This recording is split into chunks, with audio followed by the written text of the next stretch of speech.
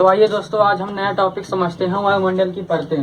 वायुमंडल की परतें को हम बहुत अच्छी तरीके से समझेंगे। वायुमंडल की परतें यानी वायुमंडल की कितनी परतें होती हैं? 5 परतें होती हैं। तो उन्हीं 5 परतों में हम आपको उनमें आपको हम बताएंगे कि किस मंडल में हमारा हवाई जहाज उड़ता है, किस मंडल पे उपग्रह छोड़े जाते हैं, किस मंडल पे उल्कापिंड आते हैं और समाप्त हो जाते हैं, और कहाँ से हमारी रेडियो तरंगे आती हैं। यानी वायुमंडल की जितने परतें हैं और उसमें जितनी घटनाएं होती हैं उनको हम बताएंगे, और उसके साथ साथ हम परतों को भी बताएंगे। तो चलिए देखते हैं पहली परत। पहली परत जो होती है, वायुमंडल की कितनी परत होती है? 5 परत होती है। तो पहली जो होती है वो होती है क्षोभ मंडल। क्या होती है? क्षोभ मंडल। ये मान लीजिए एक परत है, तो पहला हो गया क्या?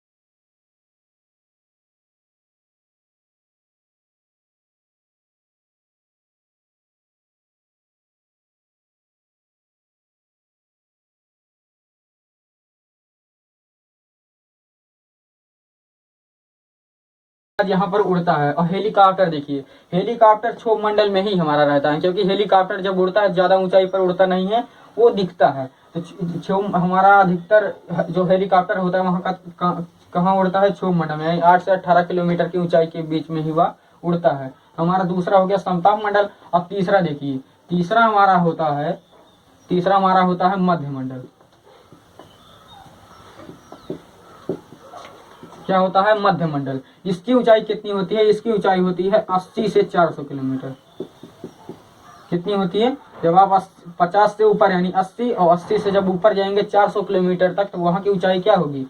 यहाँ होगी 80 से 400 किलोमीटर। तो वह क्या होगा? मध्य मंडल। और मध्य मंडल क्या होता है? ये ठंडा स्थान होता है। क्या होता है? ठंडा स्थान। जब कोई भी वहां से कोई भी उल्का पिंड जब गिरता है, कहाँ गिरता है? इसी मध्य मंडल में गिरता है। नहीं तो अगर ये पृथ्वी पर यानी क्षोभ मंडल में अगर गिर जाए, अगर पृथ्वी पर गिर जाए, तो बहुत चीजों को हानिकारक पहुंचाएगा। अगर घास पर गिर जाएगा तो घास पूरे नष्ट हो जाएंगे, जंगल नष्ट हो जाएंगे।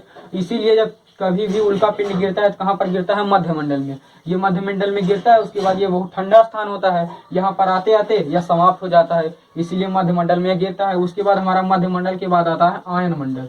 क्या आता है? आयन मंडल।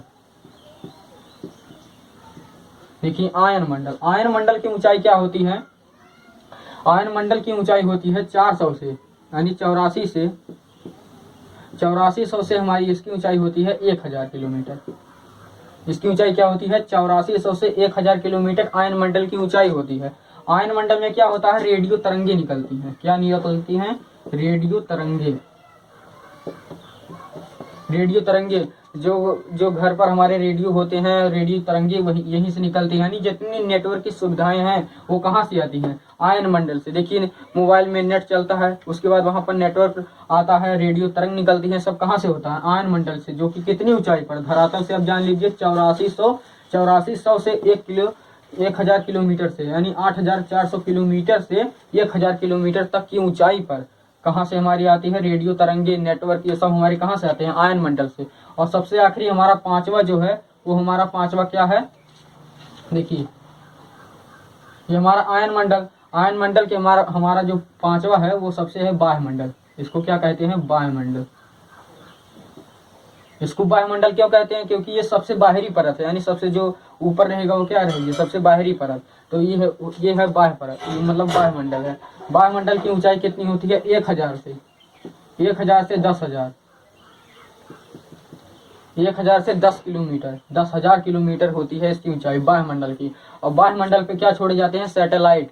सैटेलाइट मतलब क्या होता है? उपग्रह। उपग्रह यानी जो चंद्रमा पर देखिए उपग्रह छोड़ा गया था, सूर्य पर भी छोड़ा गया है।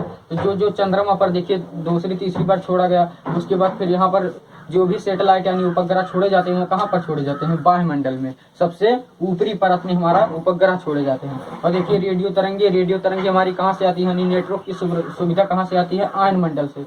और सबसे ठंडा स्थान कहाँ होता है? मध्यमंडल का। और हवाई जहाज हमारे कहाँ उड़ते हैं? समताप मंडल में। और देखिए मौसम संबंधी घटनाएं कहाँ से आती हैं? क्षोभ मंडल से। हमारी वायुमंडल की ये 5 परतें थी, आपको बहुत अच्छी तरीके से समझ आया होगा। और देखिए आप इसको नोट कर सकते हैं, बहुत अच्छी जानकारी है, ये जानकारी जरूर लेना आवश्यक है।